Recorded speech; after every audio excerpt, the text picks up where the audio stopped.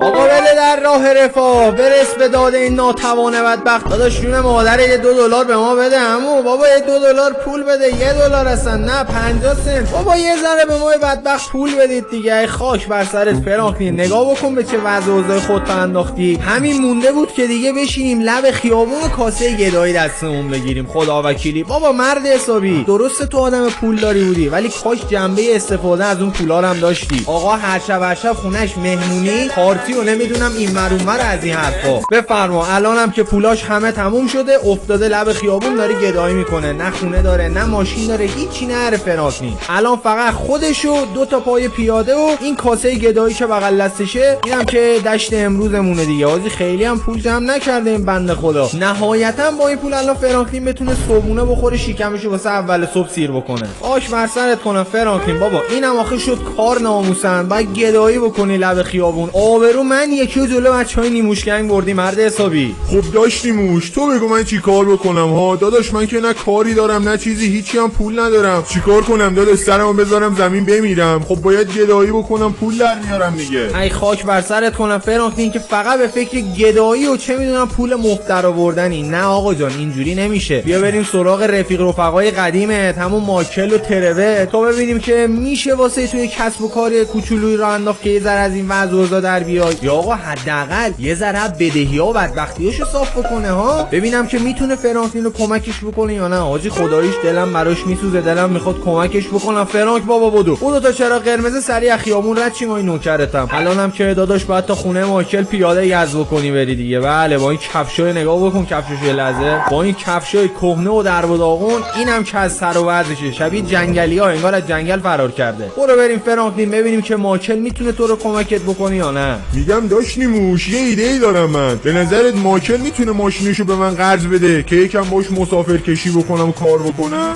آقا رو باش مشتی به همین خیال باش. تو دیگه الان سر سوزنم اعتبار فکر نکنم جلو رفیقات داشته باشی. بعدم کی مایکل ماشینشو به تو بده؟ عمرن داداش اینو تو خواب مگه ببینی؟ مایکل به پسرش جیمی ماشین نمیده بعد به تو ماشین بده. اونم واسه چی؟ بریم مسافر کشی هیچی دیگه داداش. رسما شقمون میکنه. نه بابا اون ماشین به تو نمیده خیالت راحت داداش.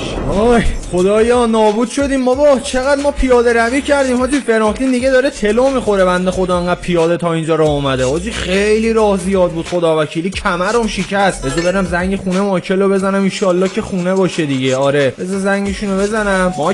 مایکل داداش خونه ای؟ مایکل منم فرانک. بله فرانکلین چی شده دوباره؟ این چه سر وضعی واس خودت درست کردی؟ بگو داداش سریعتر کار دارم باید برم. مایکل داداش منم فرانکلین این چرا داره با ما اینجوری رفتار میکنه انگار که یه عالم غریبم. مشتی منم یعنی دیگه نمیشناسی؟ هر شب خونه ما مهمونی به راه بود دعوتت میکردم. خب الان که چی فرانکلین داداش چی شده؟ الان پول میخوای؟ داداش من پول ندارم که بدم. به آدمی که عرضه نداشته باشه من پول نمیدم داداش چون میدونم پولمو بهم برنمیگردونه. داداش من رفیق تو بودم خنجر زدی به قلبم ناموسم با این حرفت. باشه داداش ای بیوخ ما هم بالاخره خدایی داریم. میبینمت مایکل داداش فعلا خداحافظ. اینم ببین یاد من میمونه. دیدید بچه‌ها دیدید بهتون گفتم فرانکلین دیگه آبرو اعتبارشو کلا ریخت تو جوب آب رفت آب برد دیگه. اون فرانکلین پولدار قدیم و لولو برد آقای فرانکلین خان. بله مشتی بعد جوری خراب کردی که رفیقاتم دیگه پشتتو خالی کردن. بشناس رفیقاتو داداش بشناس.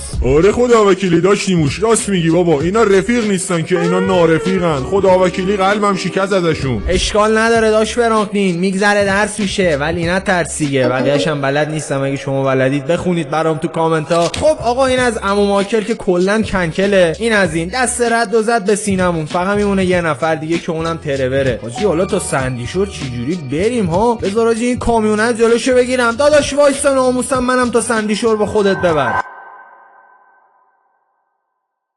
بچه‌ها من با اون کامیونه اومدم تا سندیشور دمش گرم حاجی ازم پول نگرفت. دلش به حالمون سوخت سر و وضعمون رو دید. بذار ببینم ترور خونه است. ترور داش خونه ای؟ جون مادرت خونه باشه دقیقه بیا جلو در کارت دارم. بله بفرمایید تو کی دیگه؟ بابا ترور مشتی منم فرانکلین. یه دقیقه حداقل داش بیا جلو در منو نگاه بکن. این چه وضع آخه اول پرسی کردنه؟ فرانکلین داداش الان سرم شلوغه کارت خیلی واجبه بهم بگو همینجا. باها اینو نگاه کن. این یعنی حاضر نشد بیا در واسه ما وا بکنه. نه داداش راحت باش، من هیچ کار واجبی باهات ندارم. دمت هم گرم داداش، شما رو هم شناختیم خدا وکیلی. فرانکلین رفیقاتو بشناس. آقا از قدیم گفتن روز بعد برادر نداره. بفرما آقا فرانکلین تحویل بگیر. بچه‌ها این ویدیو یه درس زندگی داره بهتون میده. اگه گفتید چی، اونم اینه که آقا باید دور رفیق بازی و ولخرجی کردن و این قصه ها رو چی داداش من خط بکشی. بله بدشی. و الانم بفرما آقا فرانکلین نه پول داره، نه اعتبار داره، نه ریخت و قیافه داره، نه هیکل داره. کلا هیچی نری فرانکلین. داداش فکر کنم که خودتو باید بندازی تو همین سطل آشغاله، ماشین آشغالی بیاد ببرت دیگه، کلا به درد نمیخوری.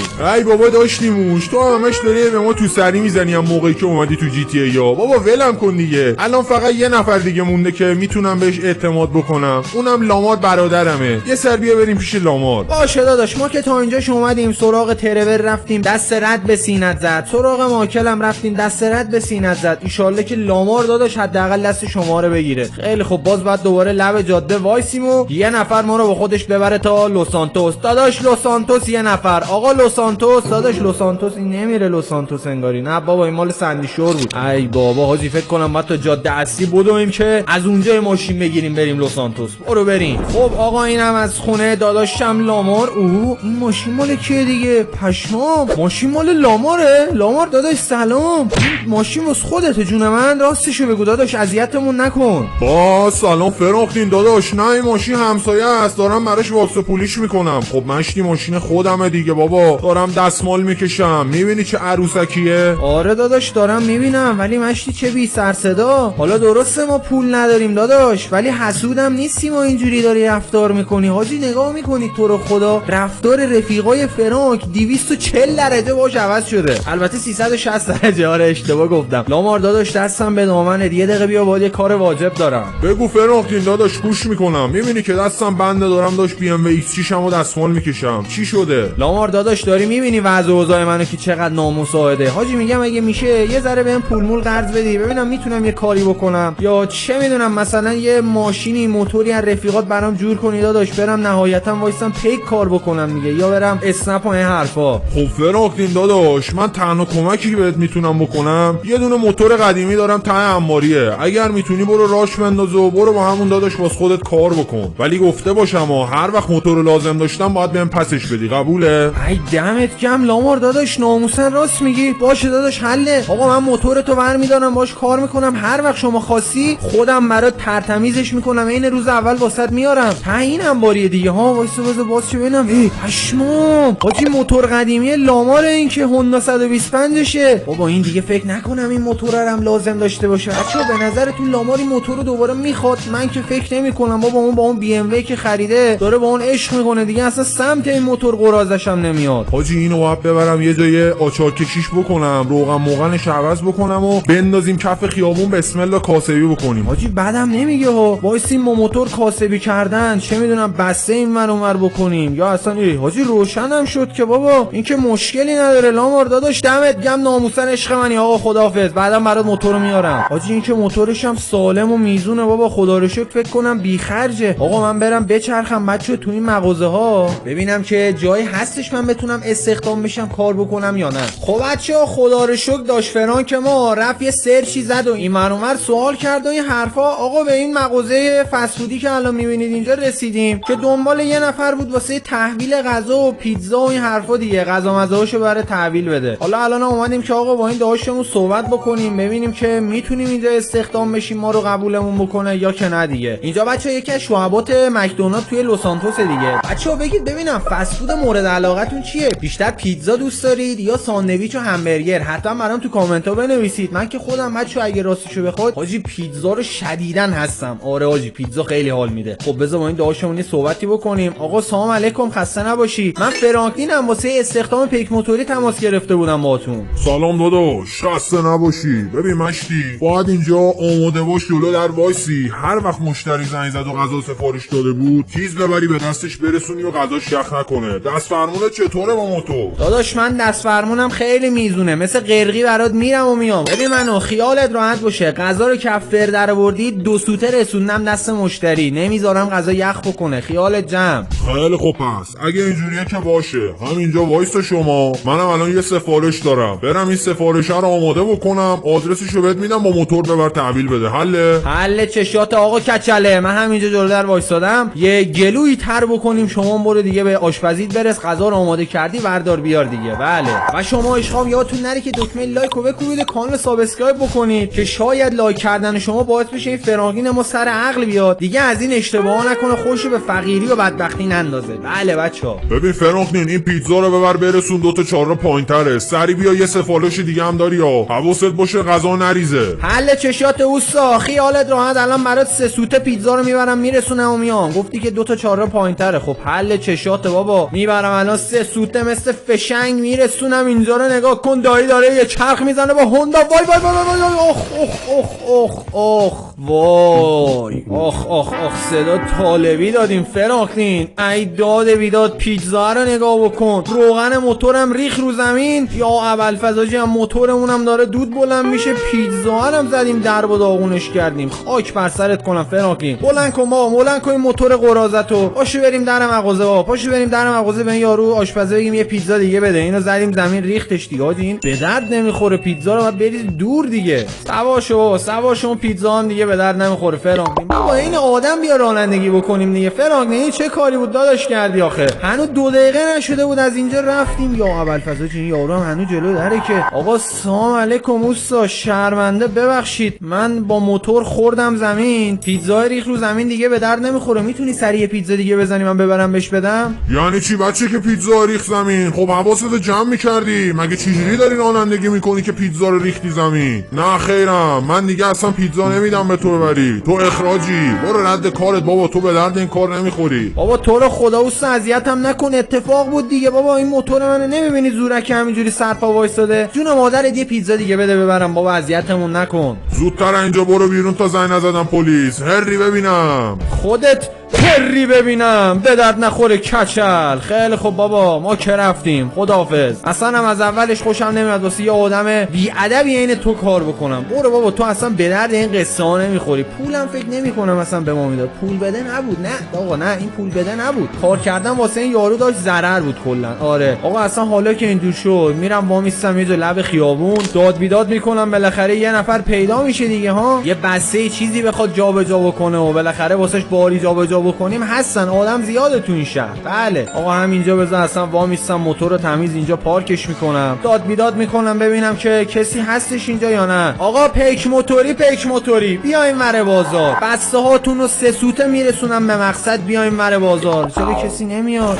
ای بابا فراقین داداش، فکر کنم باز اینجا هم سیستم گدایی رو پیاده بکنیم. داداش میگم که من پیک موتوری ام، بسته نری واسط ببرم. چی داداش پیک موتوری؟ بابا من اشتی دیگه اون دوران گذشت که لب خیابون وایسی داد بیداد بکنی، بسته جابجا بکنی. بابا پاشو برو، الان شرکت اسنپ همین اسنپ باکس آورده جدیده، با موتور میتونی اونجا ثبت نام بکنی و بار جابجا بکنی، میشی پیک موتوری اینترنتی. شرکت اسنپ دیگه نمندی داداش، پیک اینترنتی چیه؟ فارسی صحبت کن، زیر دیپلم صحبت کن. اما من هوندا سوارم ها. بابا شرکت اسنپ اینترنتیه، مردم با گوشیشون از این به بعد اونجا درخواست پیک میدن، میری بستر تحویل میگیری و میبری میرسونی. فهمیدی؟ جون ما راست میگی بابا، پشمام چقدر علم پیشرفت کرده. خب داداش نوکرتم، اینی که داری میگی دقیقاً کجاه ها؟ ببین داداش فکر کنم الان توی مرکز شهر لس آنتوس داخل همون پارک وسط شهر، اونجا الان دارن ثبت نام میکنن. برو داداش، تازه جایزه هم داره. پارک وسط شهر لس آنتوس، ای به نازم غیرتت داداش، دمت گرم، عشق منی عمو، چاکرتم. آقا بریم سری پارک مرکز شهر لس آنتوس که این داشمون گفت، ببینیم که میشه بچه اونجا اسنپ بریم ثبت نام بکنیم، همین اسنپ موتوری که این داشمون داشت میگفت. بابا جلل خالق چقدر همه چی پیشرفته شده بابا، تکنولوژیا. یارو با گوشی پیک میگیره و ما میبریم میرسونیم. حاجی چقدر خفن اگه اینجوری باشه. فکر کنم درآمد خوبی هم باید داشته باشه، این وضع زندگی ما رو شاید بتونه تکونی بده. آقا برو بریم.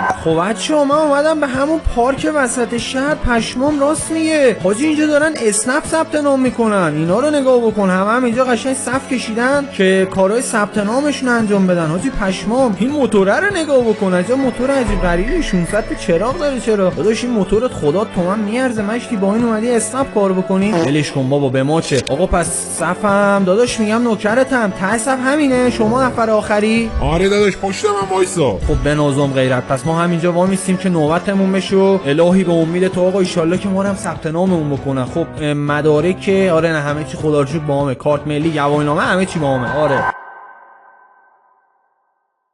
چه عجب بابا، اینا رو بالاخره ثبت نام کردیم. مشتی کمرم شکست بابا، 2 ساعت اینجا تو صف وایسادیم. سلام داداش، خیلی مخلصم. آقا اومدی اسنپ باکس ثبت نام کنی درسته؟ نه داداش، من اومدم اینجا که واسه سرویس تشریفات ثبت نام بکنم. نمیبینی لیموزین من این پشت پارکه؟ خب مرد حسابی این چه سوالیه میکنی؟ با هوندا 125 اومدم چیکار بکنم؟ اومدم پیک ثبت نام کنم دیگه. اتفاقا خیلی هم شغل خوب و شریفیه. اون که داداش بله 100%. پیک موتوریا خیلی زحمت میکشن. خب داداش بگو ببینم مدارک چیا الان همراه داری؟ گواهینامه و کارت ملی باید داشته باشی. دارم داداش، دارم، همه چی با خودم آوردم. شما فقط لب تر کن، مدارکو بهت بدم. این داشمون ثبت نام میکنه، داش شما ثبت نام میکنی بفرما. این مدارک من، این از کارت ملیم، اینم از گواهینامه‌ام خدمتت. دیگه چی داداش؟ حل چشات داداش، یه 2 دقیقه وایسا، همین الان با گوشی ثبت نامت میکنم و برو سر کار. جون ما راست میگی؟ یعنی همین اول بسم الله میریم سر کار؟ بابا دمت گرم، خدا وکیلی مال این حرفایی. من نوکرتم، داش سریعتر اون دکمه ها رو بزن، کاروبار ما رو راه بنداز که به خدا امروز روز اولمون 1000 تومن دش نکردیم. خب بچه‌ها اکانت اسنپ باکس منو فعال کردن و الانم آقا فرانکی گوشیشو گرفته دستش، منتظره که یه سرویسی چیزی واسش بیاد و دیگه بره قبول بکنه. و برچسب اسنپ باکس هم میبینید که رو موتورمون زدن و اینم از باکسمونه. بستن اینجا که دیگه بسته ها رو بریزیم این تو ببریم تحویل مشتری‌ها بدیم که وقت اتفاقی براش نیفته. فرانک داداش فکر کنم که سرویس اومد. ای به نوزم غیرت، قبول کردیم سرویسو. آقا برو بریم سرویس اولمون رو ببینیم که چیه، باید چی ببریم جابجا بکنیم. کرایه‌اش هم خدایی خوب زده بود آجی، $120 زده بود. به نظر من که خیلی چیز ردیفیه. به به خدا وکیلی داش فرانک،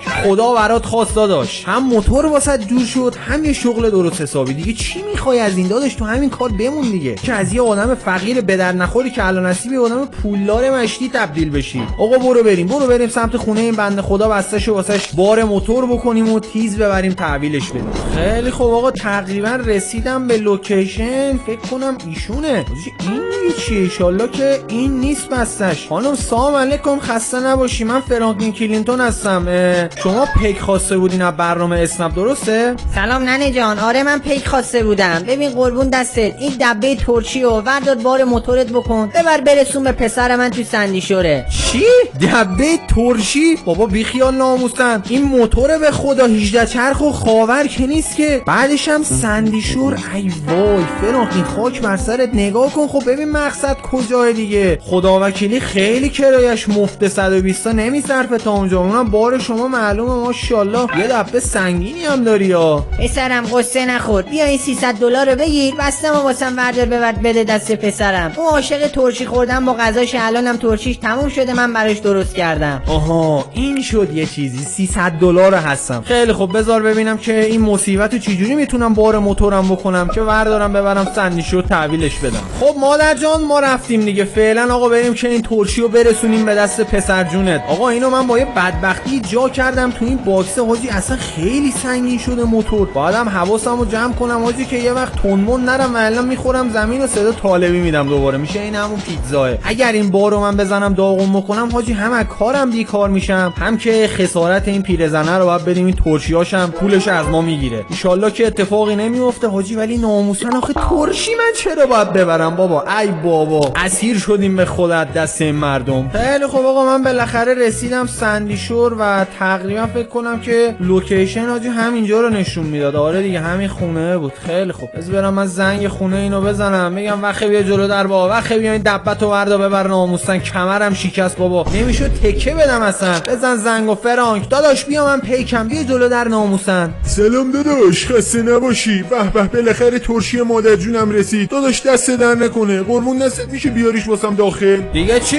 نوکر بابات غلام سیاه، بیا خود بردا بابا. به من چه؟ من تو اینجا با بدبختی با خودم خرکش کردم آوردم واسط بردارم بیارم تو خونه. برو همون خودت بردا ببر تو. والا به خدا توقعی دارن از من بدبخت. خوب داداش دمتم گرم، فقط داداش یه خورده رو اخلاقت کار کنم، اشتی خیلی بد اخلاقی. داداش فشار زندگی تو که اینا رو درک نمی‌کنی که نوکرتم. خب داداش میگم که کاری باری چیزی نداری، فقط قربون دستت. به مادر جونت من یادم رفت بگم، بهش بگو حتما بهم 5 ستاره بده. منم دیگه داش برم که موتورم الان روشن خطرناکه. حل داداش برو. داداش بپا داداش. چیو بپام؟ چی شد؟ دوز موتورم آورد. ای وای داداش نبر، تو رو خدا نبر، پول ندارم نبر. ای وای موتورم آورد. وایسا ببینم، وایسا. بی همه چیز موتور منو برداشت برد. وای بدبخت شدم فرانکلین. چقدر تو بچانزی ناموسن. داداش میمردی زودتر به من میگفتی. اصلا آقا اشتباه خودمم بود، من نباید موتورم اونجا روشن جلو در ول میکردم. ای وای حاجی بدبخت شدم رفت. آقا باید الان برم سریع اداره پلیس گزارش سرقت پر کنم، سریع موتورم واسم پیدا بکنم. تازه موتورم مال من نبود، مال لامار بود. وای آقا بدبخت شدم رفت. 5 روز بعد بچه‌ها بالاخره بعد از 5 روز خدا رو 100,000 مرتبه شد حاجی، موتورم پیدا شد. پلیسا بهم زنگ زدن، اومدم اینجا کارهای اداریشو کردم و الانم دارم میرم که موتورمو تحویل بگیرم. جناب سروان دم شما گم، دست در نکنه. خواهش میکنم آقای فرانکلین، فقط قبلش اینجا رو لطف کنید امضا بکنید و بعدم موتورتون رو میتونید ببرید. ای به چشم، فقط یه خودکار به من بده، من خودکار نرم. یه امضای قشنگم برات بزنم و موتور رو ببریم. خب خدا رو شکر حاجی امضا رو زدیم و موتورمونم تحویل گرفتیم صحیح و سالم. ولی حاجی دیگه باید حواسمو جمع کنم که موقع تحویل دادن بسته موتور رو روشن ول نکنم برم. یهو یه دزدی اونجا کمین کرد و دیدید که 1 2 3 میاد موتور رو برمی‌داره میبره. حاجی بدبختی داریم به خدا تو این لس سانتوس، ما ناموسن امنیت نداریم به قرآن. بریم آقا بریم، الهی به امید تو. ایول فرانک داداش یه سرویس دیگه هم الان به تورمون خورد، قبولش کن داداش، قبولش بکن که بریم این سرویس رو انجام بدیم. یه 5 روزی که بیکار بودیم این وسط، حالا ان شاءالله که دیگه ضررامون از امروز به بعد جبران بکنیم. آقا برو بریم.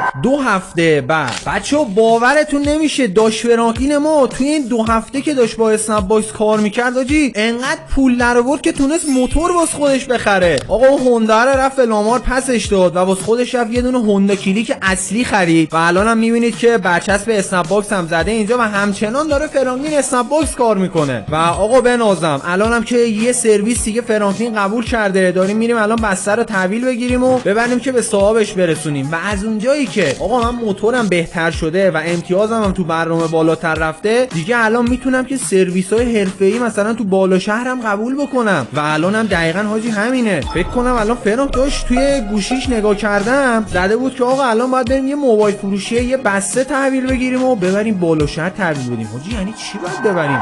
نکنه آیفون 17 قراره ببریم یا ابوالفضل؟ این خیلی گرونه، میترسم. خب یه کار نده دستمون. نه دیگه حاجی باید این آدم رانندگی بکنیم که آیفون اتفاقی نیفته، وگرنه اگه آیفون داغون بشه من موتورمو بفروشم رسما بدبخت میشیم میره. خب بچه‌ها بالاخره رسیدیم آقا به مغازه موبایل فروشی. خیلی خوب فرانک داداش خاموش کن موتورتو، ناموسن که کلیکو دیگه رو هوا میزنن ها. فکر کنم آره دیگه همینه. آقا سلام علیکم، خسته نباشید. جناب رشیدی درسته؟ او بله، شما آقای فرانکلین هستین؟ بله آقا من فرانکلین کلینتون هستم، اونم میبینی موتورمه دیگه. و بنده پیک موتوری هستم که شما خواسته بودین بسته‌تون رو ببرم تحویل بدم. حاجی یه لحظه اینجا رو نگاه کن، پشمام جدی آیفون 17 آیفون 17 نارنجی سفید آبی، ایرپاد چه میدونم آیپد، این ورو حاجی ایرپاد مکس اپل، چقدر PS5 حاجی کاش میشد منم یه دونه از اینا رو بخرم. خب داداش نوکرتم، چیه بسته شما جسارتم باید تحویل بدم؟ داداش یه دونه آیفون 17 یه بنده خدایی واسه خانومش کادو خریده، شما باید ببری اینو تحویل بدی و مبلغ پیکت هم همونجا بگیری. جون من راست میگی، آیفون 17 باید ببرم یا ابوالفضل؟ باشه داش، فقط میگم نوکرتم اینو خوب چسباریش کردی دیگه، محکمه دیگه ان نیفته داداش و بدبختمون کنی. نه داداش خیالت راحت باشه، گوشی پلومه. برو داداش غم به دلت راه نده. خیلی خوب داداش اینه دیگه فکر کنم، آره همینه. الهی به امید تو. برش دار فرانک بابا اینو بریم تحویل بدیم کرایه‌مونو بگیریم ان شاء الله که به فنا نریم. خیلی خوب آقا من اون بسته رو گذاشتم تو همین باکس موتورم که جاش امن‌تر اینطوری. و بچه‌ها بگید ببینم شما طرفدار آیفون هستید یا اندروید؟ گوشی مورد علاقتون چیه؟ و اصلا همین الان مدل گوشیتون رو حتما واسم تو کامنت‌ها بنویسید ببینم طرفدارای آیفون اینجا بیشتره یا گوشی‌های اندروید. ولی بچه‌ها قبول دارید که آیفون 17 چقدر زیاده؟ آقا بنویسید خودتون تو کامنت‌ها. اینو چی میگم بهش؟ آره دیگه تو این استا خیلی ترند شده. خدا وکیلی زور داره 300 تومن بدی داش آیفون 17 بخری. ماشی 300 تومن برو باش یه سیستم گیمینگ ببند صفا کن. خیلی خب بچه‌ها دیگه تقریبا رسیدیم به مقصدمون و بله آجی همینه یا ابوالفضل این برج است فکر کنم. آره دیگه داش آیفون 17 میخره، میخوای تو برج زندگی نکنه مشتی؟ خب معلومه دیگه داداش زندگی مال این آدم پولداراست به خدا بابا. خیلی خب حاجی بذار ما همینجا باشیم، نزدیک موتورم وامیستم دور نمیشم. بذار من زنگ بزنم بگم این صاحبش بیاد بسته‌شو بگیره. سلام جناب خسته نباشین. ببخشید کادوی منو آوردین؟ کادوتون؟ آره دیگه آها همون آیفون 17 منظورتونه؟ بله داخل باکس موتوره. یه لحظه اجازه بدید الان تقدیمتون کنم. بفرما خانم اینم خدمت شما آیفون آیفون 17 تون داخلشه دیگه. مبارکتون باشه، ایشالله که به شادی استفاده بکنین. ممنون جناب، خیلی لطف کردین. بفرمایید اینم هزینه پیک شما. البته داخل برنامه زده بود 200 دلار، ولی من به شما 500 دلار میدم. ایشالله که روز خوبی داشته باشین. دست شما درد نکنه. تا باشه از این بسته‌های بالا شهر لاکچری بازی‌ها دیگه بابا بنازم. بیا یه بسته آوردیم تحویل دادیم 500 دلار بهمون داد. ایشالله که خدا به مال و منالت برکت بده آبجی. دمت گرم ناموسن، عشق منی. خیلی خوب دیگه آقا، ما هم رفع زحمت بکنیم بریم و ایشالله که سرویس بعدیمون هم همینجوری پروپیمون باشه. ولی بچه‌ها دقت کردید حاجی چقدر بیزو بودین؟ اصلا نه خوشحالی نه چیزی. من گفتم الان گوشی همینجا کف خیابون آنباکسش میکنه. والا به خدا بابا اینا چرا این مدلی ان؟ خداییش انقدر تو فاز نباشید بابا، لذت ببرید از زندگیتون. خیلی خب آقا، ما دوباره یه بسته دیگه داریم. حاجی این که همون موبایل فروشی است این سری سرویس درخواست کرده. خب حتما موبایلی هم میخواد واسه یه جا دیگه بفرسته. بریم بسته‌شو تحویل بگیریم و ببریم به مقصد برسونیم، ببینیم این سری قراره چی جابجا بکنه. خب آقای رشیدی گل، سلام مجدد. داداش میگم خب تو که می‌خواستی دوباره درخواست سرویس بدی، چرا تو برنامه درخواست دادی؟ بابا شماره‌مو نداریم، اگه یه زنگ می‌زدی میومدم. خب داداش بگو ببینم چی باید الان برات ببرم. داش فراقی نگاه کن، این سری باید یه PS5 ببری تحویل بدی. یه بنده خدای همین دور و براه نزدیکم هست. PS5 باید ببرم ها؟ یا ابوالفضل حاجی چقدر این جعبش گنده است. خیلی خوب داداش ردیف الان برمی‌دارم، یه دونه همینا رو میبندم رو موتور میبرم دیگه. آره داداش همین اولیه رو برش دار. حل داداش، الان همین اولیه رو برمی‌دارم میبندم رو موتور و یا علی بریم که تحویلش بدیم. خب بچه‌ها من این PS5 رو آقا اومدم ببندم عقب موتور، دیدم که همچینی یه ذره نامساعد حاجی خطریه، یهو میفته رو موتور. گفتم بذارمش همین جلو پا خودم، قشنگ محکمم گرفتمش و دارم آروم میرم. بریم آقا بریم این بسته رو تحویلش بدیم و پول پیک ما رو همین آقای رشیدی حسابش کرد واسمون 350 دلار دستمزدمون شد که مبلغش رو گرفتیم دیگه. آقا بریم این PS5 رو تحویل بدیم. اینم حاجی بالا شهر اتفاقا باید ببریم تحویل بدیم. حالا امیدوارم که این بنده خدایی که اینو خریده اینم به ما یه انعام توپلی بده ناموسن، یعنی میشه ان شاءالله که بشه. و شما عشقای منم فراموش نکنید که ویدیو رو لایکش بکنید. لایک کردید خدا وکیلی یا نه؟ دکمه لایکو بزنید دیگه بچه‌ها. دمتون گرم و عاشقتونم خیلی زیاد. خب آقا ما رسیدیم به مقصد. بذار من این PS5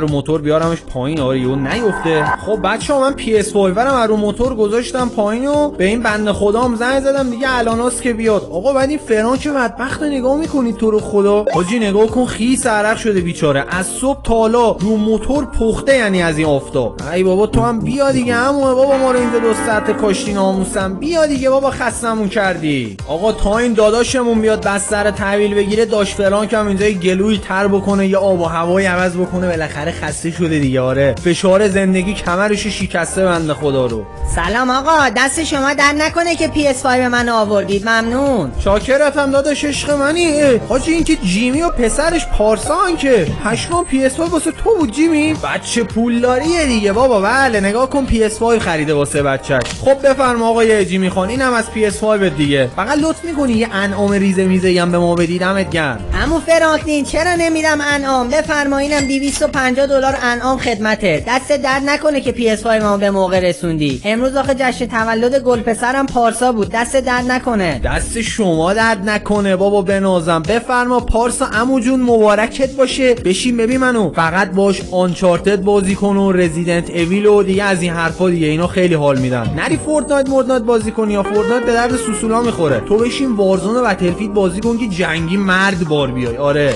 حتما عمو فرانکلین، دست درد نکنه که PS5 ما به موقع رسوندی و مرسی بابا جیمی از کادوی تولدم. خب دیگه خوش باشید و برید اشغال بکنید با PS5 بهتون گیم بزنید. ما هم بریم که به کاروبارمون برسیم. دست در نکنه جیمی. خدا وکیلی هرچی این مایکل کنس آب از دستش نمیچکه، برعکسش این جیمی پسرش خدا وکیلی خیلی دست و دل بازه. حاجی من چقدر این پسر رو دوستش دارم خداییش، خیلی بچه گل و ماهیه. الانم حاجی برم یه ناهاری بخورم، من یه ذره گشنم شده دیگه، الانم تقریبا نزدیک ظهره. بله بچه‌ها من یه ناهاری برم بخورم و بعدش هم دوباره اسنپمو فعال کنم که سرویس قبول بکنم. و شما عشقای منم یادتون نره که ویدیو رو لایکش کنید، کانال سابسکرایب کنید و زنگوله کانال فعال بکنید و بگید ببینم فقیر تا پولداری چه شغلی رو دوست دارید با فرانکلین انجام بدم و ویدیوشو واسهتون درست بکنم. حتما اسم شغلشو برام بنویسید تو کامنت ها. دمتون گرم. چند هفته بعد جناب معاون شهردار، این خدمت شما، بسته‌تون صحیح و سالم و به موقع رسوندم به دستتون. امری با من نیستش، من اجازه مرخصی دارم. بله حتما آقای فرانکلین، یادم باشه شماره‌تون رو سیو بکنم و از این به بعد بسته هامو به شما بسپارم. هم مورد اعتماد دادید و همین که کارتون خیلی درسته. ممنون آقای فرانکلین. و بفرمایید اینم $150 انعام من خدمت شما علاوه بر هزینه پیک و بهتونم داخل برنامه 5 ستاره دادم. دست شما در نکنه جناب معاون شهردار، خیلی ممنون، لطف کردید. پس با اجازه دیگه اگه با من امری نیستش که دیگه ما هم رفع زحمت کنیم بریم. صبر کن ببینم درست شنیدم آقای فرانکلین پیک اسنپ هستی شما درسته؟ آره داداش من پیک اسنپم جونم. کاری داری با من؟ بسته داری برات ببرم جابجا کنم؟ فقط قبلش باید تو برنامه درخواست ثبت کنی. آره نوکرتم. چه عجیب آقای فرانکلین، ما بالاخره شما رو دیدیم. هیچ وقت نشد ما تو تماس بگیریم از نزدیک شما رو ملاقات بکنیم. همیشه درگیر و مشغول سرویس بردن بودید. میدونید من کیم؟ نظر لطفتون شما. والا نه داداش من حقیقتا به جا نمیارم، نمیشناسم شما رو. شما کی هستین؟ من رئیس شرکت اسنپ باکس هستم، مسئول اسنپ موتوری. حاجی پشمام، رئیس اسنپ موتوریه؟ داداش من چاکرتم. خب جونم الان چی شده؟ اتفاق بدی افتاده؟ من کار بدی کردم؟ یه ذره همچینی میترسم. خب چی شده؟ نه آقای فرانکلین شما هیچ کار بدی نکردین و از زمانی که شما به سرویس اسنپ باکس اضافه شدین و دارید داخلش کار میکنید، کاربرای ما روز به روز در حال بیشتر شدن هستن و من واسه شما یک پاداش و یک امتیاز ویژه‌ای دارم. تشریف بیارید بریم دفترم شرکت تا با هم دیگه اونجا بیشتر صحبت بکنیم. امتیاز ویژه؟ حل آقای رئیس، حل. بزنید بریم دفترتون. خب میخواید با موتور من بریم دیگه؟ آره بریم دفترتون و اونجا مفصلا با هم صحبت بکنیم. نیازی به این حرفا نیست آقای فرانکلین، من راننده شخصی دارم. الان با هم میریم دفترم و اونجا با هم صحبت میکنیم. چه خفن. حل داداش دمت گرم. بزن بریم آقای رئیس، بزن بریم دفترتون تا با هم صحبت بکنیم. 2 هفته بعد بچه اون روز بعد از جلسه من با رئیس شرکت اسنپ باکس و گفتگوهایی که داشتیم، آقا اینجا رو نگاه بکنید. به من یه دفتر مخصوص و جدا دادن که من اینجا دیگه هم واسه خودم یه دفتر الان پیکی دارم و هم اینجا راننده ثبت نام میکنم و اینا هم که میبینید همه بچه کارمندای دفتر خودم هستن که منم الان شدم یکی از نمایندگی‌های شرکت اسنپ باکس تو لس آنتوس. آقا نگاه بکنید اینا همشون الان اینجا با موتور منتظرن. به محض اینکه یه نفر تو برنامه سرویس ثبت بکنه اینا مثل بنز میرن بالا سرش و بستر رو میگیرن. دمتون گرم، خداییش خیلی هم زحمت میکشید. و بچه‌ها این تابلوها رو نگاه بکنید. آقا یکیش اینجا زدیم که ثبت نام راننده در اسنپ، هم ماشین هم موتور جفتش رو ثبت نام میکنیم. اینجا هم که ببینید کلا تابلوهای اسنپ باکس و اینم که دفترمونه. اینم که ببینید هوندا کلیک خودمه که اگه خیلی دیگه کار بپیچه و اوضاع قاراش کیش میشی بشه خودم هم دست به کار میشم، ولی خب فعلا خدا رو شکر کار به اونجا نکشیده. و اینم میبینید که بچه‌ها باکس‌های موتورهای بچه‌ها هستن، خیلی تمیز و شیک و مرتب میرن و میان و خیلی هم قانونمندن. آقا ببین کلاه کاسکت هم براشون خودم خریدم که حتما کلاه بذارن، اصلا کلاه گذاشتن الزامیه براشون. بله و خدا رو شکر حاجی، یعنی لامار اگه نبود فرانکلین هنوز فکر کنم داشت لب خیابون گدایی میکرد. اینو میگن نمونه بارز یه عالم با ارزه. واسه پیشرفت کردن بچه‌ها نباید دنبال بهونه بگردید، با چیزایی هم که دارید میتونید پیشرفت بکنید و بهتر کنید. دقیقاً اینو داشت فرانک خودمون با یه هوندا 125 رسید به اینجا، الان دفتر پیک موتوری داره واسه خودش. و شما عشقای منم فراموش نکنید که ویدیو رو لایک کنید، کانال سابسکرایب کنید و به این ویدیوی خفن و شغل فرانکلین از 1 تا 10 تو کامنت ها نمره بدید، بگید ببینم چقدر حال کردید با این ویدیو. و ایده فقیر تا پولداری شغل بعدی هم واسم تو کامنت ها حتما بنویسید که ویدیوشو براتون بسازم و آپلود بکنم. و فراموشتون هم نشه که بچه‌ها حتما عضو کانال تلگرام داشتیموش بشید و پیج اینستا منم فالو بکنید. عاشقتونم خیلی زیاد و تا ویدیو بعدی مول خودتون باشین رفقا. فعلا